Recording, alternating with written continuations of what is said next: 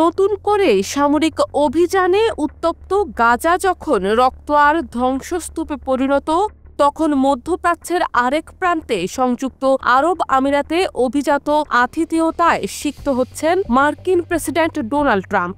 রাজকীয় সাদা ঘোড়া, বেগুনি গালিচা, ঘোড়া, উটের মিছিল, সাইবার ট্রাকের বহর, আরব নারীদের চুল দোলানো নৃত্যে অভ্যর্থনা, সব মিলিয়ে এক রাজসিক আয়োজন।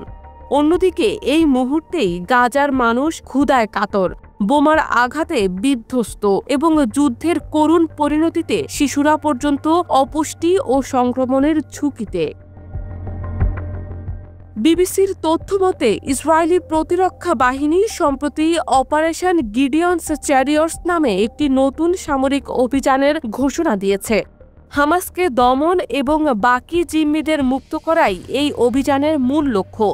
ইতোমধ্যে গাজায় একদিনেই ১৫০টির বেশি লক্ষ্যবস্তুতে হামলা চালানো হয়েছে বলে জানিয়েছে IDF। গাজার স্বাস্থ্য মন্ত্রণালয়ের তথ্যমতে মাত্র কয়েকদিনের মধ্যে নিহত হয়েছেন প্রায় ২৫০ মানুষ। সব মিলিয়ে ২০২৩ সালের অক্টোবর থেকে শুরু হওয়া এই সংখ্যাতে মৃত্যুর সংখ্যা ৫৩,০০০ ছাড়িয়েছে। অন্যদিকে ডোনাল্ড ট্রাম্পের মধ্যপ্রাচ্য সফর যেন এক ভিন্ন বাস্তবতার চিত্র। সফরের শুরুতে সৌদি আরবে সাদা ঘোড়া দিয়ে তাকে স্বাগত জানানো হয়। পরবর্তীতে কাতার ও সংযুক্ত আরব আমিরাতেও হয় রাজকীয় আয়োজন। আমিরাতে তাকে আল আয়ালা নামে ঐতিহ্যবাহী এক নৃত্যের মাধ্যমে বরণ করা হয়, যেখানে স্থানীয় মেয়েরা তাদের লম্বা চুল দুলিয়ে তাকে অভ্যর্থনা জানায়। সামাজিক মাধ্যমে এই দৃশ্য ব্যাপক আলোচনার জন্ম দেয়।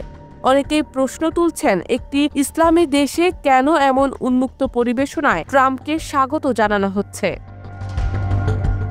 বিবিসির প্রতিবেদন মতে আল আয়ালা মূলত একটি ঐতিহ্যবাহী যুদ্ধ নৃত্য, যেখানে যুদ্ধের দৃশ্য, অস্ত্রের প্রতীক এবং বাদ্যযন্ত্রের তালে তালে সাংস্কৃতিক চিত্র তুলে ধরা হয়। ইউনেস্কোর স্বীকৃত এই ঐতিহ্যবাহী পরিবেশনা এখন মধ্যপ্রাচ্যের অভিজাত কূটনৈতিক সফরের অংশ হয়ে উঠেছে। তবে সমালোচকেরা বলছেন, যখন একদিকে গাজায় জাতিগত নিধনের মতো অবস্থা চলছে, তখন অন্যদিকে এমন রাজকীয় আয়োজন ট্রাম্প ও আরব নেতাদের নৈতিক দ্বৈততার প্রতীক।